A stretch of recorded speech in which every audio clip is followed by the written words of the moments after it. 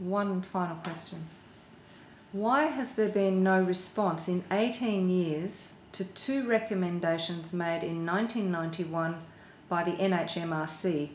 The first one being A, that fluoride bone levels be monitored, and B, that the numerous reports of people claiming to be sensitive to fluoride be investigated in a scientific manner. Why has there been no response in 18 years? I believe it's the old, if you don't look, you won't find, and they do not want to find verification that people are sensitive to fluoride. They do not want to know the bone fluoride levels of people who've lived in fluoridated areas. That's my belief.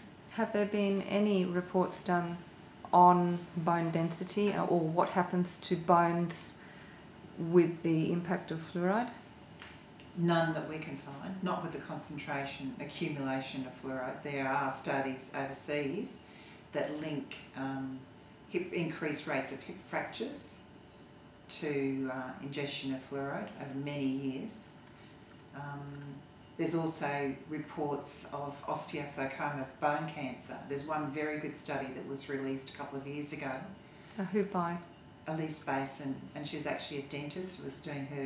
Came from her doctoral study at Harvard University. But what they have done in Australia, they have dismissed this scientific study, and the way they have done it is by combining males and females together and then cutting out the age groups that have the highest rates of osteosarcoma. It's actually, criminal what they have done. Professor Vivian Howard, the University of Ulster in Coleraine, on video on Dr. Paul Connett's website, says that the mother's breast naturally keeps fluoride away from the developing fetus and infant because fluoride is a developmental neurotoxin. Would you agree with Professor Howard? Absolutely. It is a toxin. Nature tries to keep fluoride away from babies. That's why it's only such a minuscule amount in breast milk. It does cross the blood-brain barrier, which isn't developed in young infants. So really, we should be doing everything we possibly can to keep fluoride away from fetuses and young infants. Merilyn, could you explain to the viewers what dental fluorosis is? Is it just cosmetic? Dental fluorosis happens when children's teeth are forming up in the gum. What happens is the fluoride interferes with the enzymes in the cells that actually make the enamel, and the enamel ends up with less calcium in the enamel than it should do. You have these patches that are hypomineralised, and that's why they appear white. Later on, because they're more porous, they can become brown, they stand brown, or they can actually flake off. While promoters actually try to say that it's cosmetic, this can have a huge effect on a child's self-esteem. It's actually psychological harm to children who have dental fluorosis. And there's the last survey that was done, there's very little information on dental fluorosis in Australia, but there was a survey done in New South Wales in 2007, and that found that 4 children in every 100 have moderate dental fluorosis. That means clearly visible dental fluorosis. So those children would be suffering harm. But it's not just the appearance of the teeth. What happens is when you ingest fluoride, dental fluorosis is an indication of harm that's been done to the children before they were 8 years of age.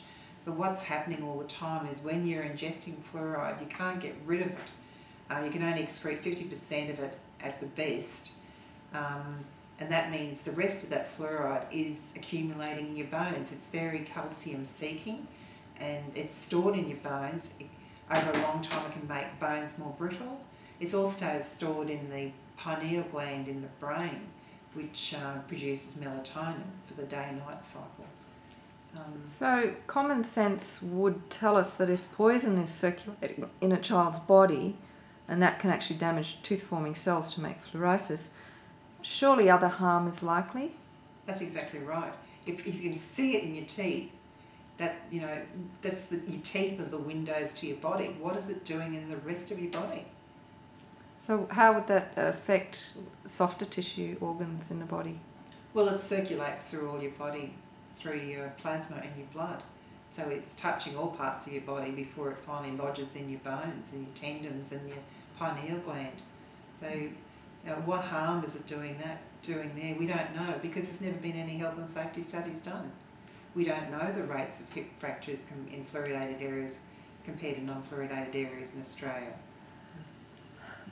Merilyn, there's been a lot of negatives about fluoride.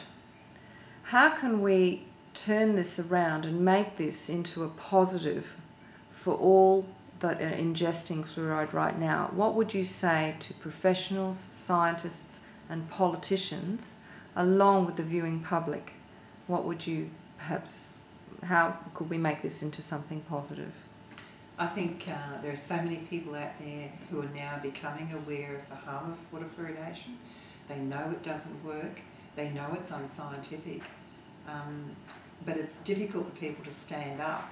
But with this increasing knowledge base and the ability to get the message out through the internet, I'd invite people, scientists, doctors, dentists, who are aware that it doesn't work and it's harmful and it's unethical, to have the courage to stand up and speak up against this practice. It belongs in the 1950s. It belongs to last century. It is so wrong. It's time that it was undone. It was time it's finished. And the one way they can do this, to start with, the first step is to sign the professional statement. There's over 3,000 people now, scientists, professionals, have signed this statement on the Fluoride Alert .org website. That's the first thing that they can do, and work towards getting this barbaric, outdated practice finished. Are there any other websites that you could recommend for particularly viewers, but also maybe the scientific community, to research for themselves? Basically, I just say Google fluoride. There is so much out there now. You know, look at the positives, well, there's really no positives, but just, you know, you'll come across the Dental Association websites and fluoride promoters' websites, but there's so much information on the harm that fluoride does. You know, basically, just Google fluoride. Is fluoride a nutrient? Absolutely not. Basically, fluoridation isn't science, it's pure marketing and spin.